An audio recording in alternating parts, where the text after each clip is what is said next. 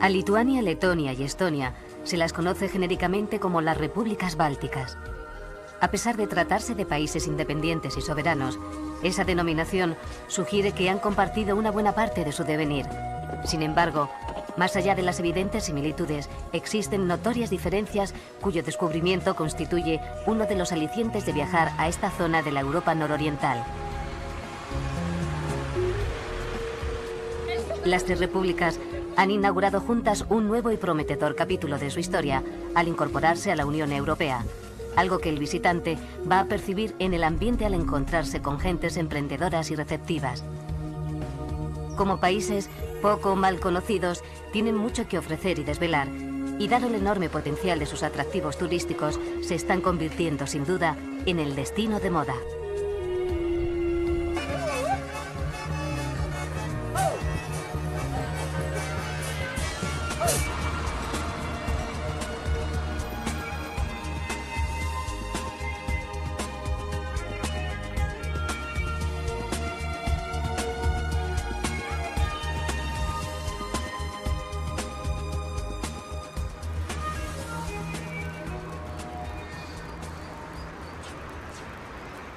El casco antiguo de Vilnius, la capital de Lituania, ha sido declarado Patrimonio de la Humanidad por la UNESCO.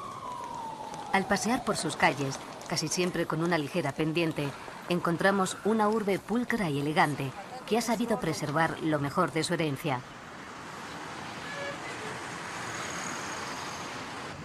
De entre el interminable verdor de los bosques que la rodean, descienden los ríos Neris y Vilnia, y de este último surge el nombre de la ciudad.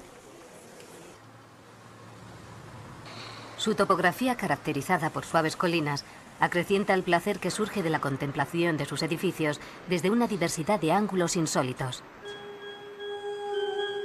Vilnius fue fundada en 1323, año en el que el gran duque Gediminas apadrinó el proyecto de crear una ciudad que atrajera mercaderes y artesanos. La leyenda, sin embargo, rehúye lo prosaico. Según ella, el gran duque soñó mientras descansaba de una jornada de caza con un enorme lobo de hierro que aullaba como si fueran 100. Un anciano adivino interpretó el sueño. Allí Gediminas fundaría una ciudad que sería invencible como el lobo y famosa en el mundo entero. Gediminas ya tenía su leyenda. También entraría en la historia al rechazar las invasiones teutónicas. De esa proeza da fe el castillo, uno de los símbolos de la ciudad. La historia de Vilnius es la historia de Lituania, una historia que comparte muchos destinos con las otras dos repúblicas.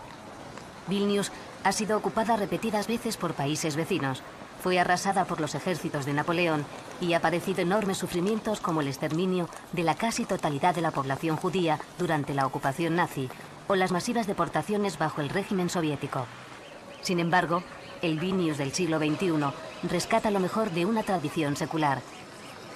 A menudo se ha dicho que la capital de Lituania recuerda a un palimpsesto, un antiguo manuscrito bajo cuyo texto se notan huellas de una o más escrituras anteriores. El crisol de culturas y credos la hacen ser necesariamente una ciudad tolerante, abierta y multilingüe.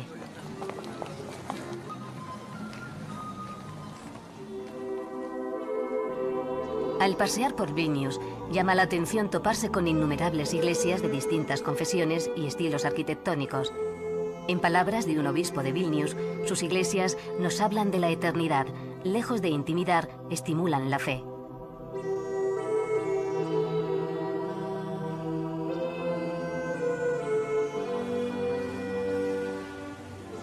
Por orden jerárquico, conviene detenerse en la catedral que domina la imponente plaza, auténtico centro histórico y lugar muy frecuentado por los lugareños.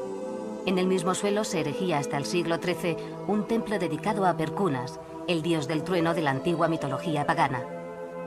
El catolicismo es en Lituania el culto religioso mayoritario, el principal hecho diferencial con respecto a sus vecinas Letonia y Estonia.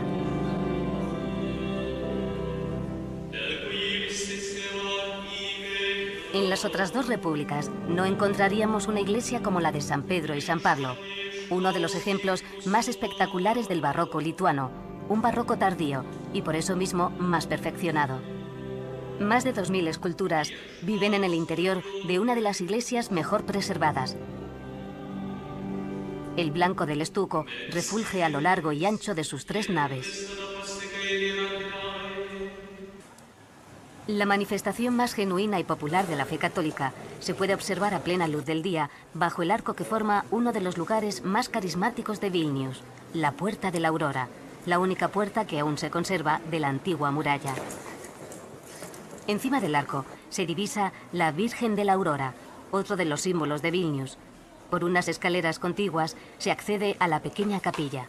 Allí, una pintura de principios del siglo XVII representa a la Madre Misericordiosa de la Puerta de la Aurora, a la que se le atribuyen poderes milagrosos. La imagen es habitualmente visitada por peregrinos, que en muchos casos llegan desde procedencias remotas. Bajando por la pendiente que hay frente a la Puerta de la Aurora, recorremos la calle Pilies, que significa la calle del castillo, la vía más antigua y mejor armada de la ciudad. En ella se agolpan terrazas, tiendas y mercadillos. El concepto renacentista de alegría y esplendor que tuvo el pasado de la ciudad refulge en este tramo. Una de sus fachadas pertenece a la Casa de los Signatarios, donde el 16 de febrero de 1918 se firmó el Acta de la Independencia de Lituania. La soberanía alcanzada entonces fue dramáticamente interrumpida en virtud del pacto Molotov-Ribbentrop.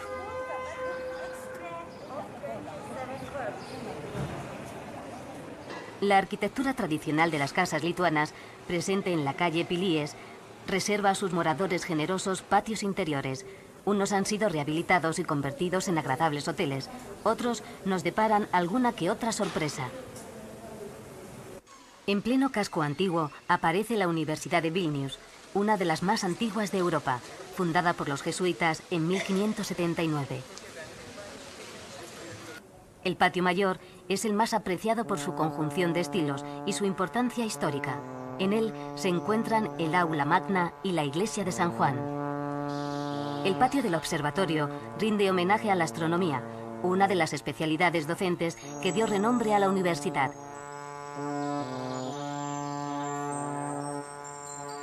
La sala Smuglewicz, llamada así en honor al pintor polaco que fundó la Escuela de Bellas Artes de la universidad y autor de su decoración, es hoy la imponente Biblioteca Pública. Entre los tesoros que custodia se encuentra el primer libro en lengua lituana, el Catecismo, compilado por Martynas Mažvydas, que vio la luz en 1547. Se nos ocurrió que precisamente la universidad sería el lugar ideal para que un experto, el profesor de filología Bonifacas Estuncia, nos hable de la lengua vernácula, una lengua que ha preservado, sin apenas cambios, su antiguo sistema de sonidos. El lituano pertenece al grupo báltico de las lenguas indoeuropeas y está emparentado con el sánscrito. Es el idioma más arcaico de Europa de los que aún están vivos.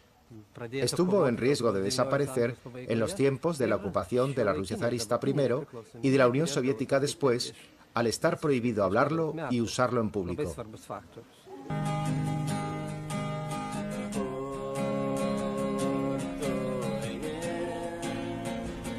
La calle Pilies da mucho de sí. Basta asomarse a otro de sus patios y escuchar una conocida balada que invoca al sol como fuente de vida.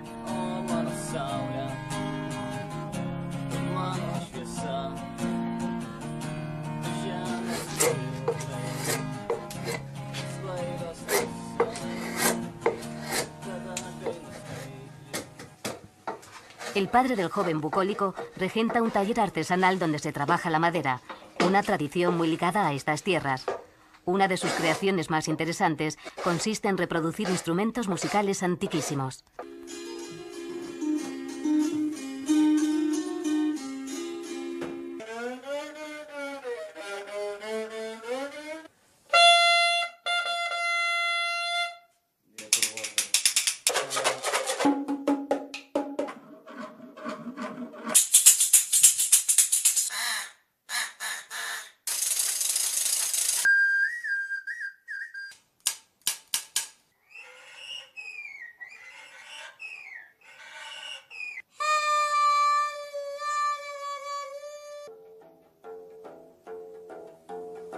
Jonas Bugailiskis quiere también preservar otra tradición que está muy presente en Lituania, las esculturas del Cristo preocupado.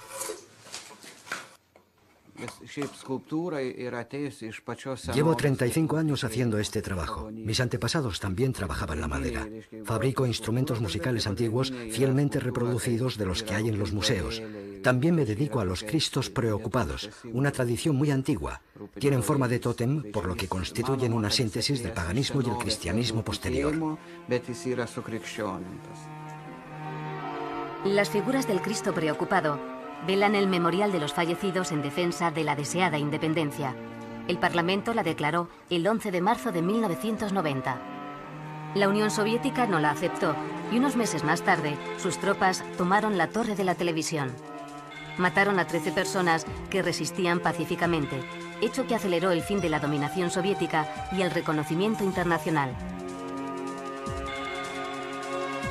Desde 1992, la Constitución aprobada por referéndum rige los destinos de Lituania. Si se pregunta a un lituano quién es el personaje más relevante del país, es muy probable que no mencione a un político, escritor o militar, y sí mencione a Arvydas Sabonis, el célebre pívot de Žalgiris Kaunas. Y es que el baloncesto es el deporte número 1 de Lituania, como comprobamos en la escuela que lleva el nombre de otro gran jugador, Šarūnas Marčiulionis. En Vilnius aún perduran algunos recuerdos del pasado soviético, como las estatuas del Puente Verde, puro realismo socialista. Pero no todo ese legado ha sido negativo. La ciudad goza, desde hace décadas, de un eficaz sistema de transporte de trolebuses que, convenientemente actualizado, es en buena medida responsable de la calidad del aire que se respira.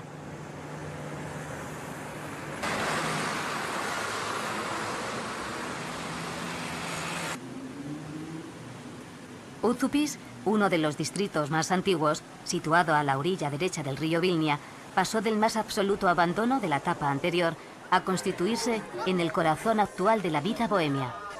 Los jóvenes artistas que lo frecuentan llegaron a proclamarlo simbólicamente como república, siendo su presidente el cineasta Romas Lileikis y sus estatutos el humanismo y la libertad de espíritu.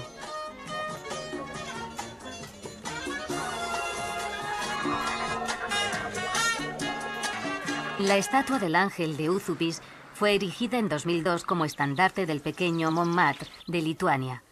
Adentrándose por la suave colina que forma el barrio, se llega a un mirador desde donde contemplar el perfil oriental de Vilnius. Del perfil occidental destaca el voluminoso edificio del Hotel Reval, presente en las 3 capitales bálticas. Representa un ejemplo de cómo la típica mole de la arquitectura comunista ha sido reconvertida en un edificio moderno y funcional.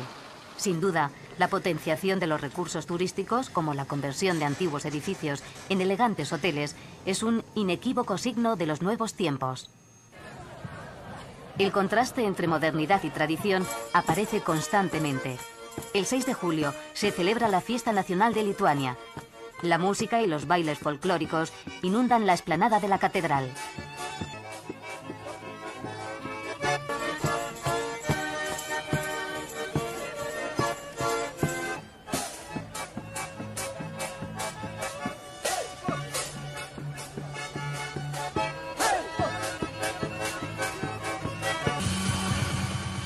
El viajero trasnochador quizá necesite un cambio de aires y decida mezclarse con las sordas modernas, y aunque sabe que todas las discotecas del mundo son iguales, se sumerge en la noche de Vilnius a la búsqueda de notas autóctonas.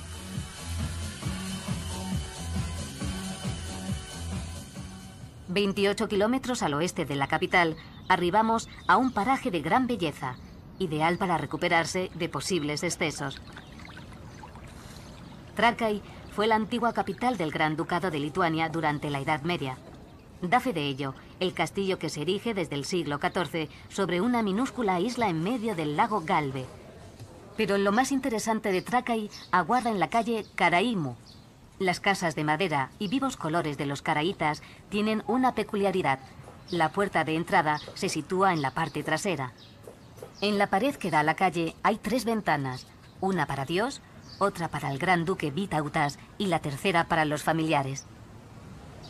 En 1397 llegaron a Trakai 380 familias de caraítas procedentes de Crimea para proteger a Vitautas. Hoy aún quedan 14 familias descendientes de aquellos guerreros étnicamente emparentados con tribus turcas. La Kenesa es su lugar de culto. El caraísmo interpreta literalmente el Antiguo Testamento, siendo una corriente herética para el judaísmo.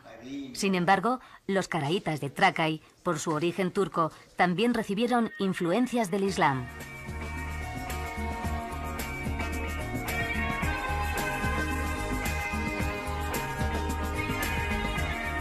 A unos kilómetros de Siauliai y sobre una modesta elevación del terreno, más de 50.000 cruces componen un paisaje sobrecogedor, testigo en el pasado de la fe católica, como medio aglutinador y manifestación de repudio frente al invasor.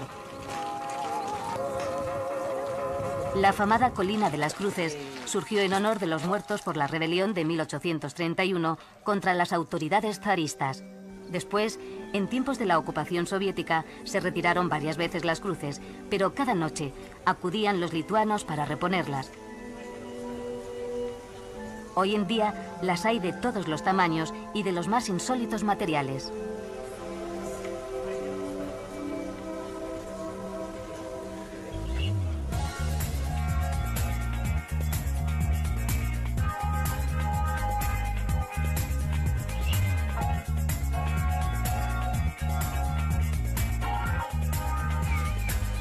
Un parque botánico que alberga hasta 200 especies de árboles hace las veces de tarjeta de presentación de Palanga, el pueblo veraniego más popular de Lituania. El neobarroco palacio del conde Tiškevič y sus jardines colindantes ofrecen los mejores fondos para inmortalizar el inicio de una nueva vida. El palacio, convertido en museo del ámbar, guarda en su interior hasta 5.000 piezas de restos fosilizados. El ámbar del Báltico ya era famoso en el mundo antiguo por su uso ornamental.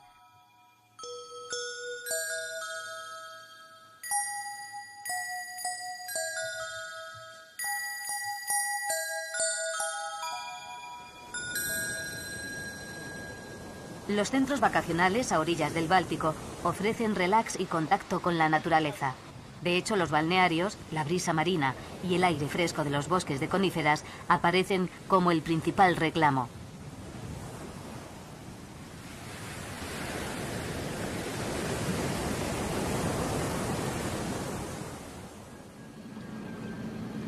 Nos desplazamos a la península de Neringa, cogiendo un transbordador en Klaipėda. El alargado brazo de tierra nos adentra en uno de los lugares más selectos y tranquilos del país. La primera parada nos brinda la oportunidad de contemplar una reserva de cormoranes. Habitan árboles desnudos debido a que la acidez de sus excrementos matan la corteza.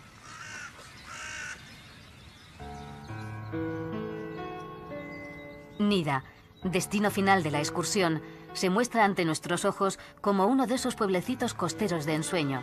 Sus coquetas casas de madera recrean elegantes y sobrios colores.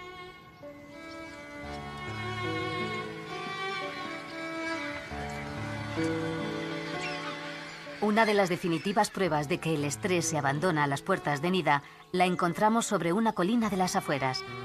La residencia de verano de Thomas Mann, hoy convertida en un pequeño museo en recuerdo de su antiguo propietario. El autor de La montaña mágica o La muerte en Venecia se entregó al duro oficio de escribir en estos bellos parajes. Llama la atención ver en los alrededores de Nida imponentes dunas, extensas áreas de arena empujada por el viento que aparecieron hace 3 siglos. Desde el aire se nos revela la península de Neringa, una espada de tierra procedente de Kaliningrado, el territorio de Rusia que ha quedado encerrado entre Polonia y Lituania.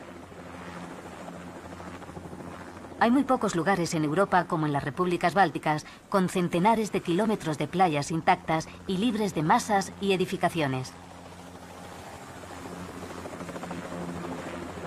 Observamos asimismo que no hay montañas en esta parte de Europa. Las superficies más altas apenas alcanzan los 300 metros sobre el nivel del mar.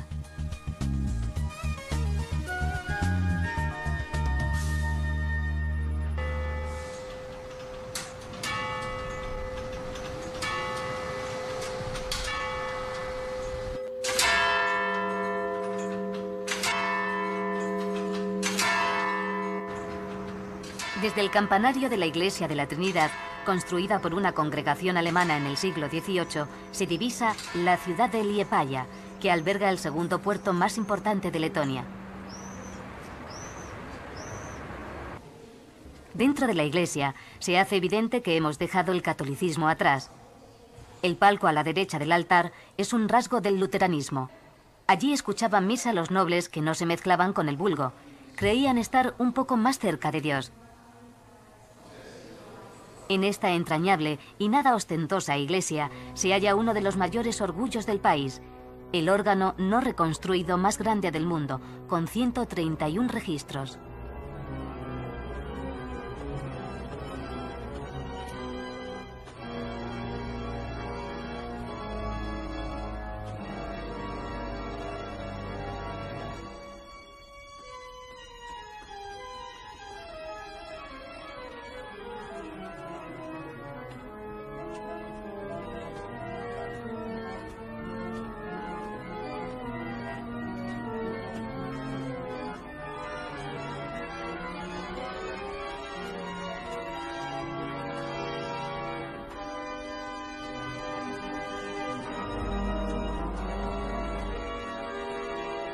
El reputado organista que lo cuida y maneja, Lothar Jerins, explica las características del órgano. Desde 1885 este es el órgano más grande del mundo que no ha sido reconstruido. Se tardó 130 años en hacerlo y tiene unos 7.800 tubos, bastantes más de los que se ven en la fachada.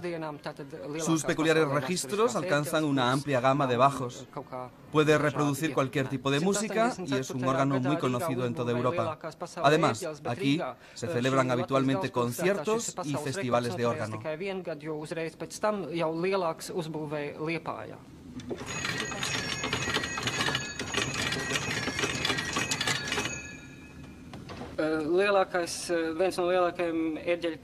El mismísimo Johann Sebastian Bach recomendaba que los órganos tuvieran este tipo de prestaciones.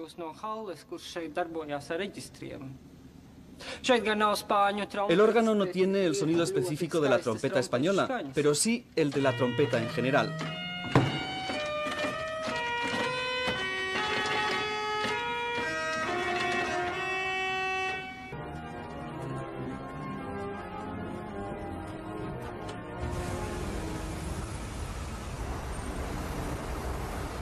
Uno de los grandes atractivos históricos de Liepāja lo encarna la base naval de Kara-Osta, una ciudad dentro de otra ciudad que fue la base elegida de la Armada rusa en tiempos del zar y del Pacto de Varsovia.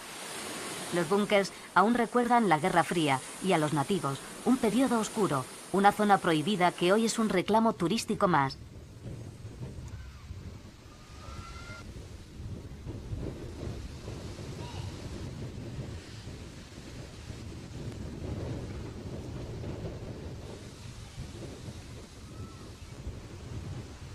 Una parte de la población rusa que vivía en la base se marchó tras el desmoronamiento de la Unión Soviética. Otros se quedaron. En Letonia, cerca del 30% de la población tiene origen ruso.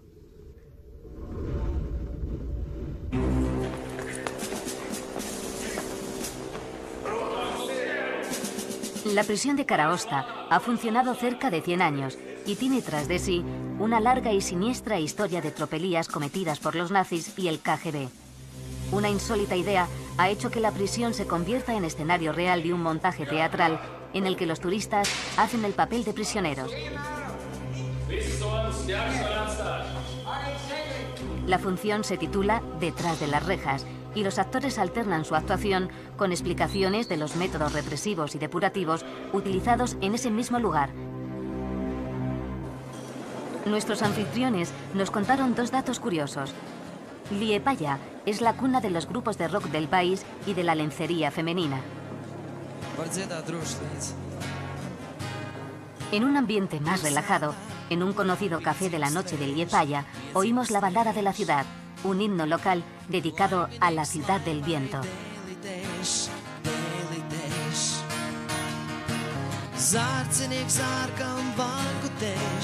Pilsētā, kurā piedzimst vējš, pilsētā, kurā piedzimst vējš. pilsētā, kurā piedzimst vējš, piedzimst vējš. Laiminieks laimai dēlitēš, dēlitēš. Un pa brīdiņām draugus plēš, pilsētā, kurā piedzimst vējš, pilsētā, kurā piedzimst vējš. De camino a Riga, paramos en Kuldiga, una localidad del interior que ilustra los grandes recursos que Letonia y el resto de las Bálticas poseen en el turismo de naturaleza. El orgullo de Kuldiga son las cascadas Ventas Rumba, las más anchas de Europa, con 110 metros. Letonia se cuenta entre los pocos países del mundo donde los ecosistemas naturales, en su mayor parte no afectados por la acción del hombre, todavía representan más del 50% de su territorio.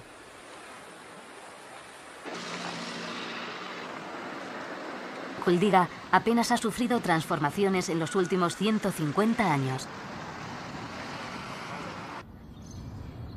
Llegamos a Riga, la ciudad más poblada de las repúblicas bálticas a orillas del río Daugava. La capital de Letonia siempre fue un tradicional puente entre Europa occidental y Rusia. La ruta de los vikingos a los griegos, citada en las crónicas de la antigüedad, cruzaba Letonia desde Escandinavia y siguiendo el curso del río llegaba hasta Rusia y el Imperio Bizantino. La escultura del 800 aniversario de la ciudad nos recuerda que fue fundada en 1201 por caballeros germanos y 81 años después ingresó en la Liga Hanseática, la asociación comercial de las ciudades del norte de Alemania.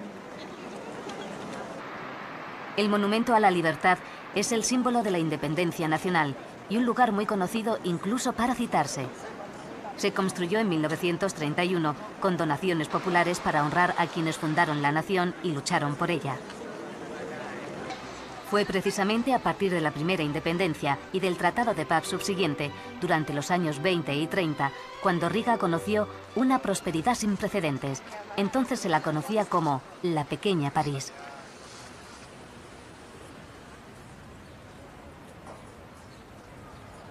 Richard Wagner es uno de los personajes ilustres vinculados a Riga.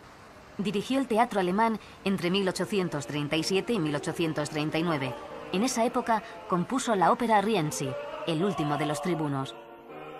Años después, regresó a la capital báltica y en el auditorio que lleva su nombre dirigió su ópera El holandés errante, siendo la primera vez que un director de orquesta miraba a esta y no al público.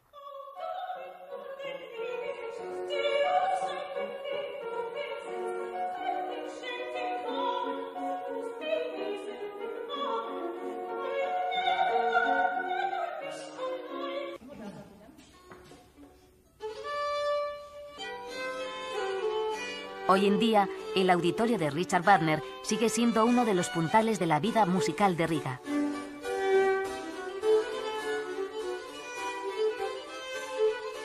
La agradable ruta a pie por el casco antiguo de Riga, declarado también Patrimonio de la Humanidad, permite admirar un espléndido modelo de arquitectura medieval germana en la catedral gótica. La iglesia de San Pedro termina en una de las agujas que conforman el horizonte característico de Riga.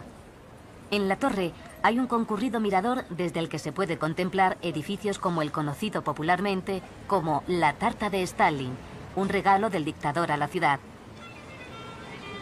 En la plaza contigua y tras la estatua del mítico héroe Rolando se encuentra el emblemático edificio de las Cabezas Negras. La hermandad adquirió el edificio en el siglo XVII para cobijar a los mercaderes solteros que estaban de paso en Riga.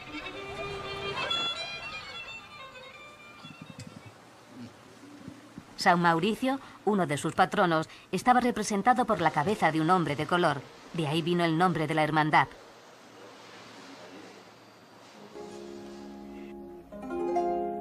La intensa ruta musical que ofrecen las repúblicas bálticas se enriquece con un sonido autóctono que procede de la Puerta Sueca, construida a finales del siglo XVIII para conmemorar la entrada de las tropas escandinavas.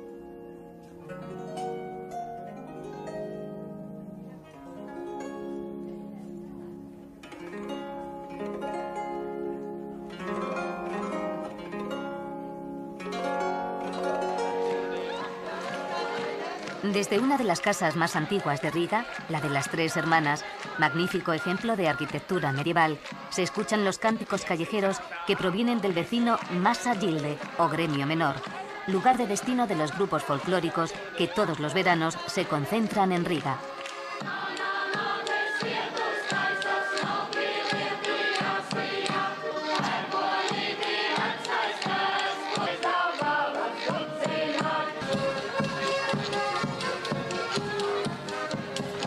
El etnógrafo Christian Barons llegó a recopilar a principios del siglo XX más de 200.000 dainas. Las dainas son canciones populares cortas de temas sencillos: la naturaleza, la familia, la vida cotidiana. También nuestra documentación decía que todos los letones se saben de memoria algunas dainas, pues han sido transmitidas oralmente de generación en generación. Así que decidimos comprobar si esto era verdad.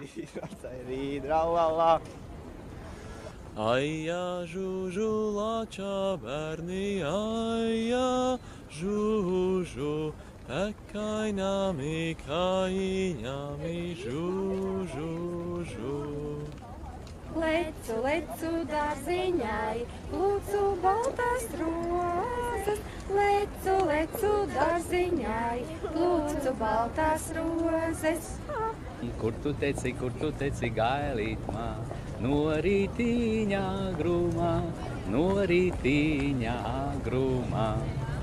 Heja tavam brātam, heja tavai mīlestībai, heja tavā priekšā dejošos. Kas tecēja manis dēļ lielu ceļa gabaliņu, kas tecēja manis dēļ lielu ceļa gabaliņu. Bādu manu lielu bēdas, par bēdu nebēdāju, bādu manu lielu bēdas, par bēdu nebēdāju. Ram tēram tēra dridrīd, ram tērīdralala, ram tēram tēra dridrīd, ram tērīdralala. La tradición también se puede rastrear en la pintura letona, que, como se puede apreciar en el Museo de Arte de Riga, prima el naturalismo, los paisajes y las figuras. Mientras Vilhelm Purvitis trabajó la paisajística, Janis Rosenthal destacó en la pintura costumbrista y en retratos interpretados con profunda emotividad. Curiosamente, Rosenthal vivió en la cercana calle de Alberta. Allí luce en todo su esplendor el Art Nouveau, llamado en Letonia Jugendstil. Alrededor del 40% del centro de Riga está construido en el que a principios del siglo XX se dio en llamar el Nuevo Estilo.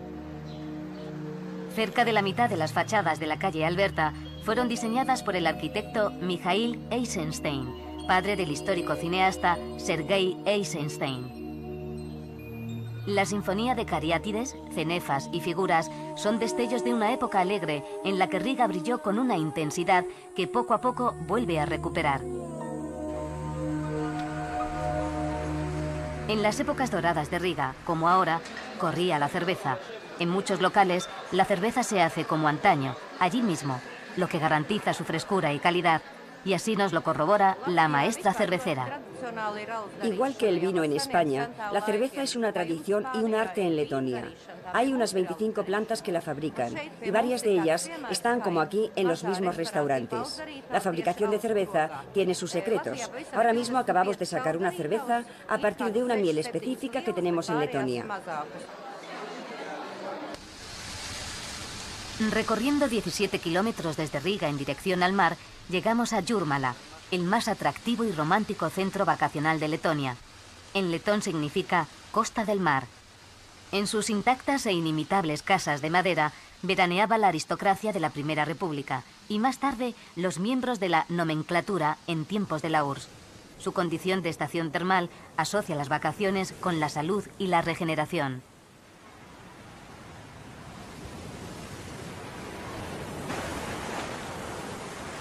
En Jūrmala volvemos a percibir una sensación que nos acompaña en todo el viaje.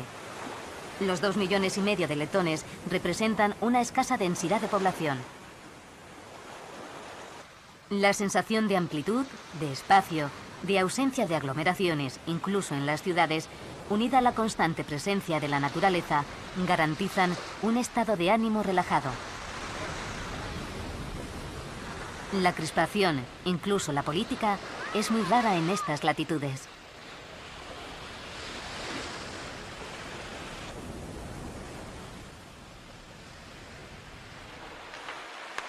A la vuelta de Jurmala nos topamos con un centro de deportes. Echando un vistazo y sintiendo además el golpe de frío, averiguamos que aquí en Letonia el deporte nacional no es el fútbol ni el baloncesto, es el hockey sobre hielo.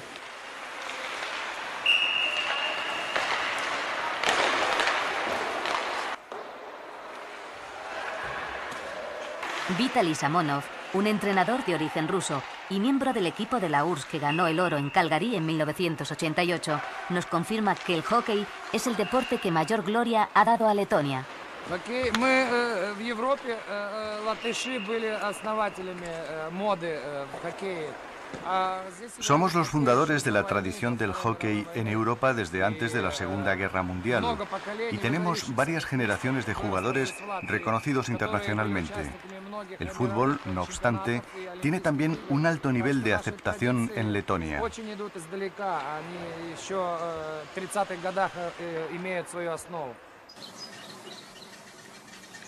Merece la pena desplazarse 50 kilómetros desde Riga para conocer una histórica zona recreativa puesta de moda por la aristocracia rusa.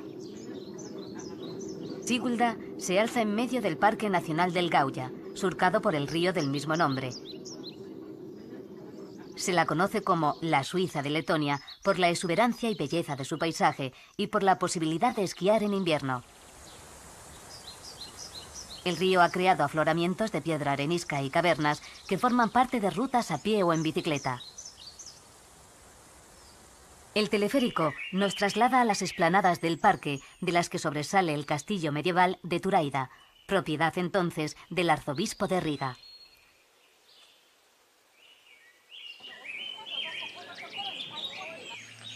No habría que irse de Letonia sin haber visitado el Palacio de Rundale, el más destacado monumento barroco y rococó del país. Inmejorable escenario para escuchar música de cámara durante los festivales de verano.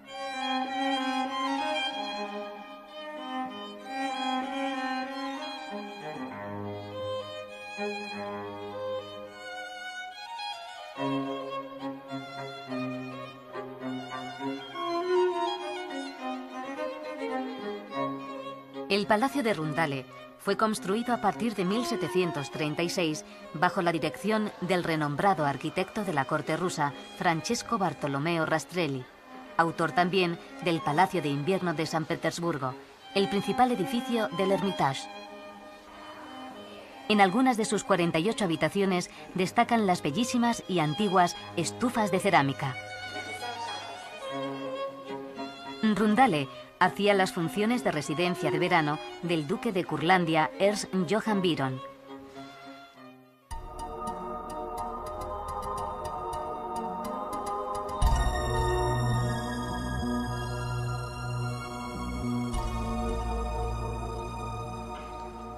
La iglesia ortodoxa dedicada a la emperatriz Catalina II en agradecimiento a su mecenazgo es uno de los edificios de Pärnu que más atraen las miradas.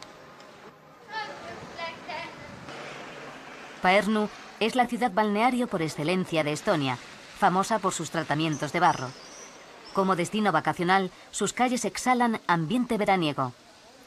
Una descripción que data de 1936 de un ciudadano que pasó por allí unos días calificaba a Pärnu como la estación de la jovialidad. Manifestaba que el brillo de su sol, sus playas, sus refrescantes vientos del oeste, sus senderos con encanto, sus baños termales, su música y la simpatía de sus gentes desterrarán cualquier miedo hacia el mañana de las caras de nuestra perpleja generación, cualesquiera que sean sus necesidades. El buen tiempo nos hace ser testigos de una numerosa peregrinación a sus playas.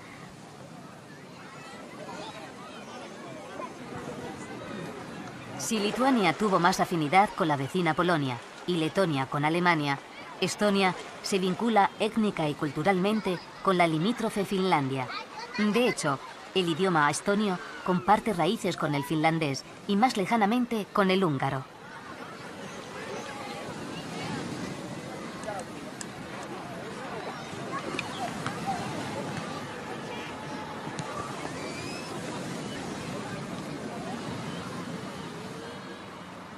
El puerto de Pärnu ofrece una estampa típica.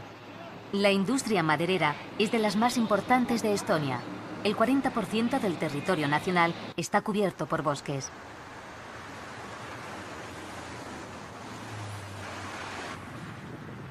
La Vía Báltica, una autovía que conecta las capitales bálticas, nos conduce a la capital de Estonia.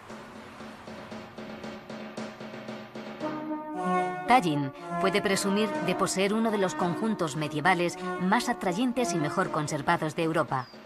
El rey danés Valdemar II capturó la ciudad en 1219. Durante los más de 100 años que estuvo bajo dominación danesa, Tallinn tomó su nombre actual y se construyó sobre un promontorio que daba a una extensa bahía, la ciudad alta o Toompea.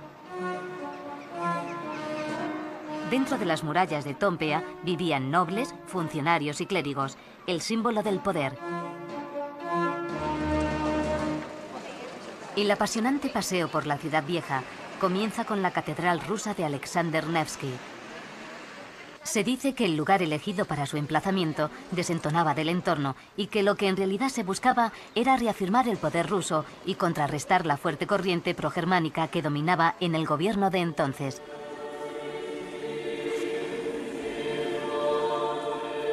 Sea como fuere, hoy en día es un templo muy visitado que da a conocer el culto ortodoxo y que ilustra la libertad religiosa que la democracia estonia consagra.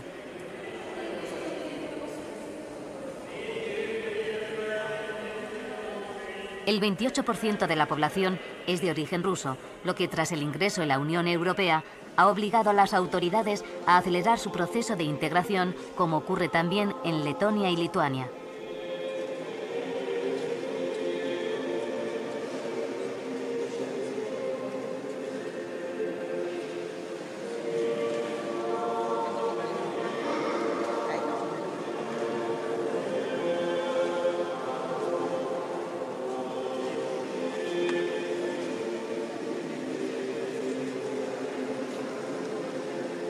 Una placa conmemora la visita del último zar Nicolás II y su familia a la catedral en 1912.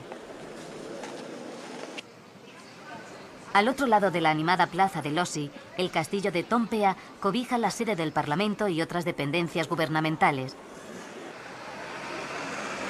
Desde la plaza se inicia un estimulante recorrido a pie que enseguida conduce a la catedral luterana.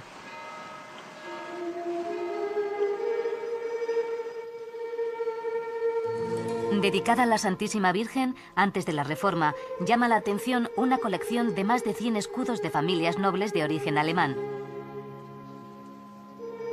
De entre las obras funerarias destaca la tumba de Ferdinand von Tiesenhausen, caballero al que algunas fuentes citan como posible inspirador del príncipe Andrei Bolkonsky, uno de los personajes centrales de la novela de Tolstói, Guerra y Paz. El mirador que corona la parte más elevada de Toompea permite la observación de uno de los iconos de la ciudad, la torre de la iglesia de San Olaf. También a los pies de la antigua fortificación, el laberíntico sistema de calles ancestrales, muchas de ellas aún con su empedrado. A los pies de la amurallada colina se instalaron mercaderes y artesanos, en lo que se conoce como Ciudad Baja. Durante mucho tiempo, solo existieron dos vías de acceso entre la ciudad alta y la baja. De esta manera, se controlaba la entrada a Toompea.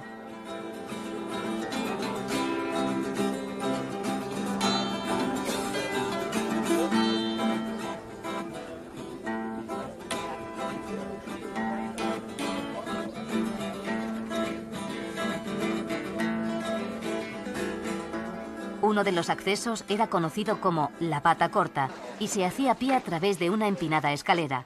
El otro, la pata larga, se transitaba a caballo. En la calle Pik o calle Mayor encontramos las antiguas sedes de los gremios artesanales. En Tallin estaba también representada la Cofradía de las Cabezas Negras. Su fachada renacentista es única en la ciudad. El vecino gremio de San Canuto agrupaba a los artesanos de profesiones más nobles. Justo enfrente, un edificio Art Nouveau con una cabeza que, según dicen, miraba ávidamente a las muchachas que acudían a los bailes del gremio de San Canuto.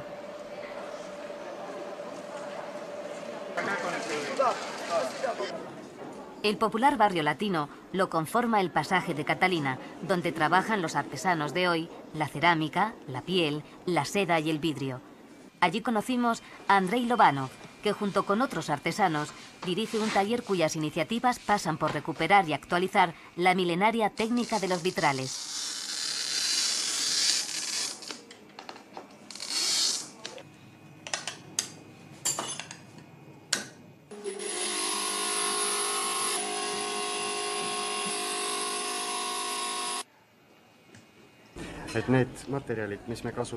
En nuestro taller hacemos vitrales tanto para iglesias como para casas. Tratamos de recuperar una tradición que fue muy rica en Tallin porque tenía muchas iglesias. Pero a raíz de la reforma luterana este arte se perdió. Ahora estamos volviendo a él e incorporando nuevas técnicas que permiten también crear nuevos estilos.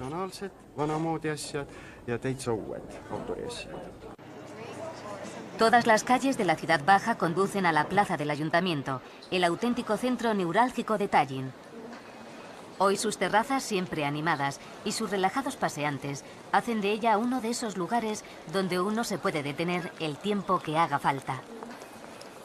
El edificio principal de la plaza es el ayuntamiento, que apenas ha cambiado en los últimos 600 años, conservando ese aire de gótico hanseático. En lo alto hace las veces de veleta el viejo Tomás, un personaje entrañable que ha adquirido el rango de símbolo de la ciudad.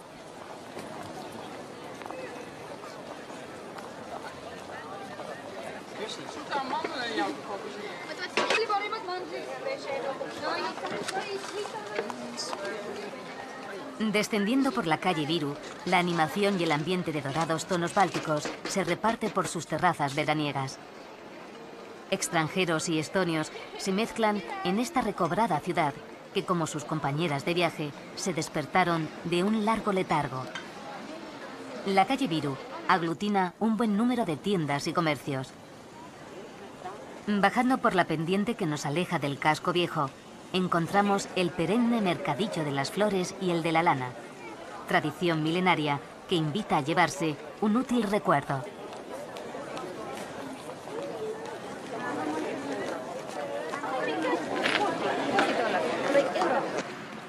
Al igual que las otras capitales bálticas, Tallin, prestando los mejores escenarios de la ciudad medieval, se transforma en verano en un hervidero de actividades donde la música ocupa un lugar preeminente.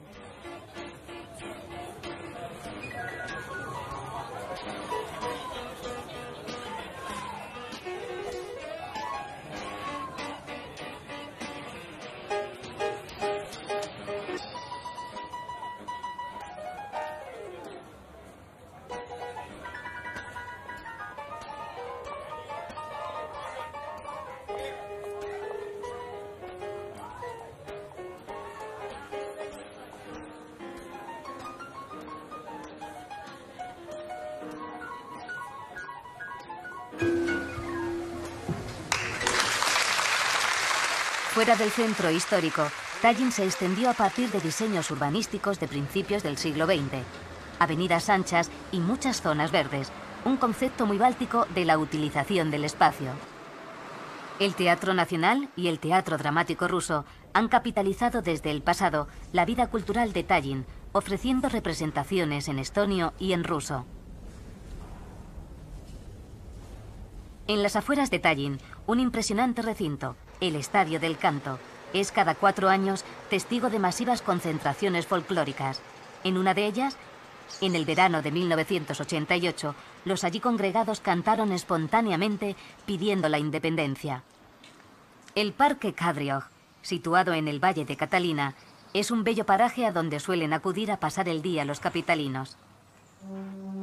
Junto al estanque de los cisnes se erige la estatua de Friedrich Reinhold Krusball, el primer escritor estonio que definió en su poema épico El hijo de Kalev la conciencia nacional que conduciría a la primera independencia.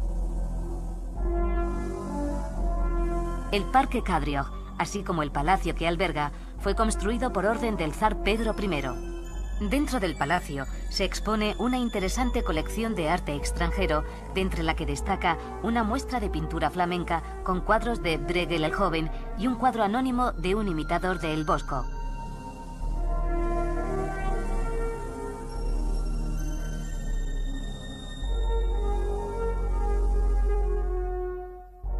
En las salas superiores hay muestras del realismo académico ruso de la segunda mitad del XIX y una bella vista de Tallin, patrimonio de la humanidad.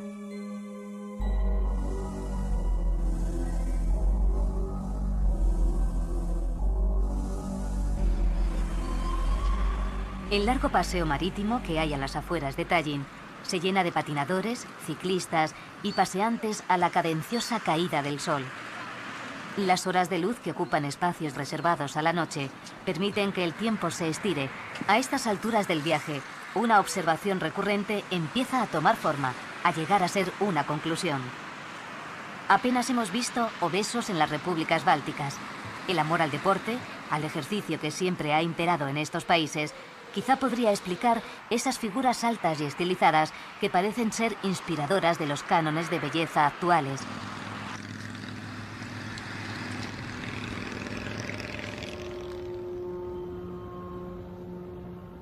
El malecón nos regala una puesta de sol sobre el Báltico mientras vemos llegar el ferry que une Tallin con Helsinki en menos de 2 horas. Atravesando el Parque Nacional de Lagemaa, palabra que quiere decir tierra de bahías, una zona protegida de gran valor medioambiental y extrema belleza, llegamos al pueblo costero y pesquero de Kaesmu, conocido también como Pueblo de los Capitanes. La razón del sobrenombre se explica por la cantidad de capitanes de barco que ha dado el lugar. Kaesmu también era conocido en puertos de todo el mundo por los barcos de vela que se construían aquí.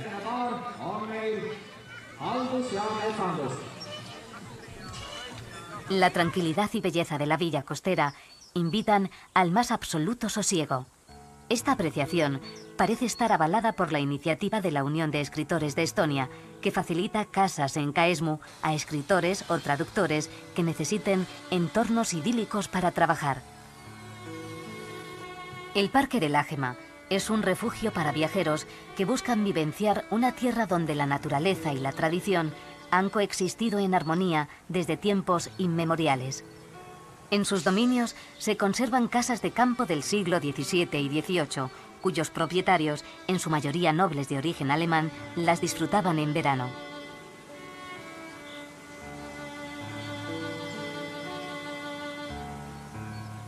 Las haciendas de Sagadi y de Palnse han sido preservadas de la corrosión y el olvido. La primera presta sus instalaciones para una escuela de verano y la segunda es una casa museo en la que encontramos algo inesperado: una caja de música construida en San Petersburgo en el siglo XIX.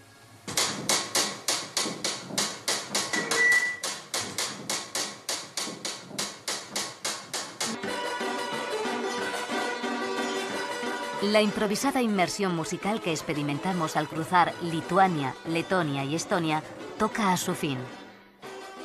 Las melodías bálticas quedarán en la memoria del viajero para sugerirle volver cuanto antes.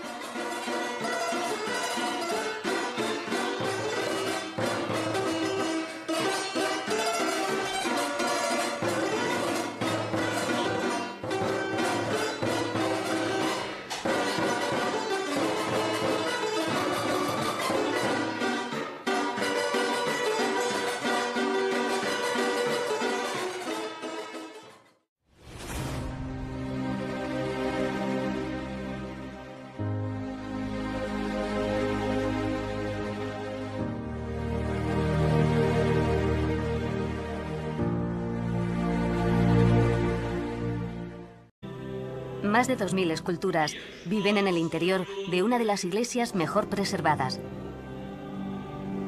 El blanco del estuco refulge a lo largo y ancho de sus 3 naves.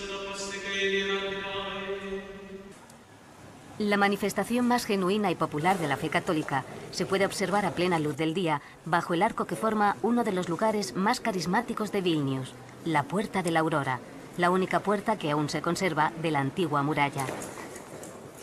Encima del arco se divisa la Virgen de la Aurora, otro de los símbolos de Vilnius. Por unas escaleras contiguas se accede a la pequeña capilla. Allí, una pintura de principios del siglo XVII representa a la Madre Misericordiosa de la Puerta de la Aurora, a la que se le atribuyen poderes milagrosos. La imagen es habitualmente visitada por peregrinos, que en muchos casos llegan desde procedencias remotas. Bajando por la pendiente que hay frente a la Puerta de la Aurora, recorremos la calle Pilies, que significa la calle del castillo, la vía más antigua y mejor armada de la ciudad. En ella se agolpan terrazas, tiendas y mercadillos. El concepto renacentista de alegría y esplendor que tuvo el pasado de la ciudad refulge en este tramo. Una de sus fachadas pertenece a la Casa de los Signatarios, donde el 16 de febrero de 1918 se firmó el Acta de la Independencia de Lituania. La soberanía alcanzada entonces fue dramáticamente... Sin embargo, el Vilnius del siglo XXI rescata lo mejor de una tradición secular. A menudo se ha dicho que la capital de Lituania recuerda a un palimpsesto, un antiguo manuscrito bajo cuyo texto se notan huellas de una o más escrituras anteriores. El crisol de culturas y credos la hacen ser necesariamente una ciudad tolerante, abierta y multilingüe.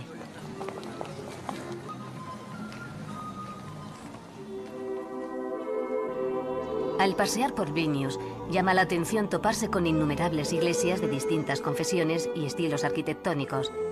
En palabras de un obispo de Vilnius, sus iglesias nos hablan de la eternidad, lejos de intimidar, estimulan la fe.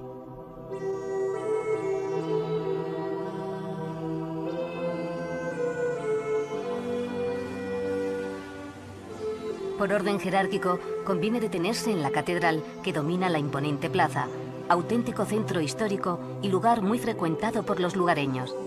En el mismo suelo se erigía hasta el siglo XIII un templo dedicado a Perkunas, el dios del trueno de la antigua mitología pagana. El catolicismo es en Lituania el culto religioso mayoritario, el principal hecho diferencial con respecto a sus vecinas Letonia y Estonia.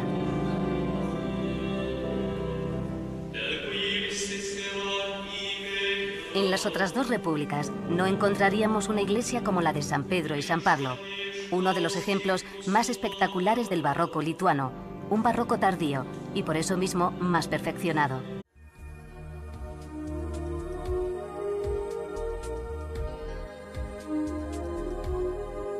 A Lituania, Letonia y Estonia se las conoce genéricamente como las repúblicas bálticas. A pesar de tratarse de países independientes y soberanos, esa denominación sugiere que han compartido una buena parte de su devenir. Sin embargo, más allá de las evidentes similitudes, existen notorias diferencias cuyo descubrimiento constituye uno de los alicientes de viajar a esta zona de la Europa nororiental. Las tres repúblicas han inaugurado juntas un nuevo y prometedor capítulo de su historia al incorporarse a la Unión Europea, algo que el visitante va a percibir en el ambiente al encontrarse con gentes emprendedoras y receptivas. Como países poco o mal conocidos, tienen mucho que ofrecer y desvelar, y dado el enorme potencial de sus atractivos turísticos, se están convirtiendo sin duda en el destino de moda.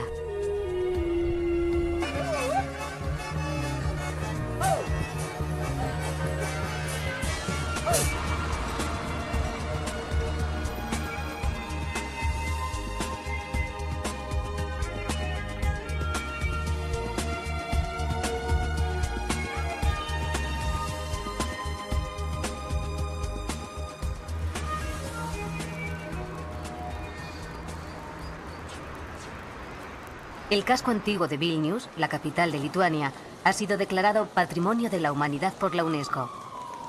Al pasear por sus calles, interrumpida en virtud del pacto Molotov-Ribbentrop.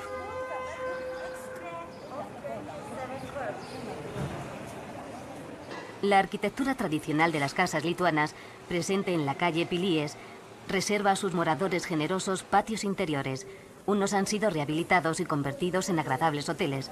Otros nos deparan alguna que otra sorpresa. En pleno casco antiguo aparece la Universidad de Vilnius, una de las más antiguas de Europa, fundada por los jesuitas en 1579. El patio mayor es el más apreciado por su conjunción de estilos y su importancia histórica. En él se encuentran el aula magna y la iglesia de San Juan. El patio del observatorio rinde homenaje a la astronomía, una de las especialidades docentes que dio renombre a la universidad.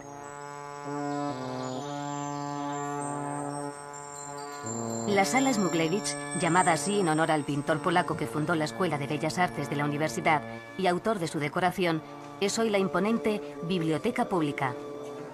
Entre los tesoros que custodia se encuentra el primer libro en lengua lituana, el Catecismo, compilado por Martynas Mažvydas, que vio la luz en 1547. Se nos ocurrió que precisamente la universidad sería el lugar ideal para que un experto, el profesor de filología Bonifacas Estuncia, nos hable de la lengua vernácula, una lengua que ha preservado, sin apenas cambios, su antiguo sistema de sonidos. El lituano pertenece al grupo báltico de las lenguas indoeuropeas y está emparentado. Casi siempre con una ligera pendiente, encontramos una urbe pulcra y elegante que ha sabido preservar lo mejor de su herencia.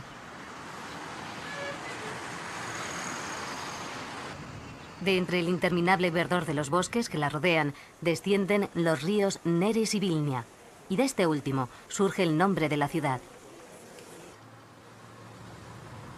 Su topografía, caracterizada por suaves colinas, acrecienta el placer que surge de la contemplación de sus edificios desde una diversidad de ángulos insólitos.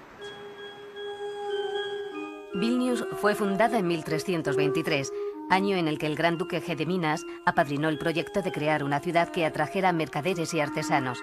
La leyenda, sin embargo, rehúye lo prosaico.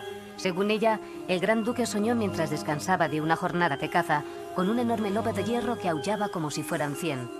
Un anciano adivino interpretó el sueño. Allí Gediminas fundaría una ciudad que sería invencible como el lobo y famosa en el mundo entero. Gediminas ya tenía su leyenda. También entraría en la historia al rechazar las invasiones teutónicas. De esa proeza da fe el castillo, uno de los símbolos de la ciudad. La historia de Vilnius es la historia de Lituania, una historia que comparte muchos destinos con las otras dos repúblicas. Vilnius ha sido ocupada repetidas veces por países vecinos. Fue arrasada por los ejércitos de Napoleón y ha padecido enormes sufrimientos como el exterminio de la casi totalidad de la población judía durante la ocupación nazi o las masivas deportaciones bajo el régimen soviético.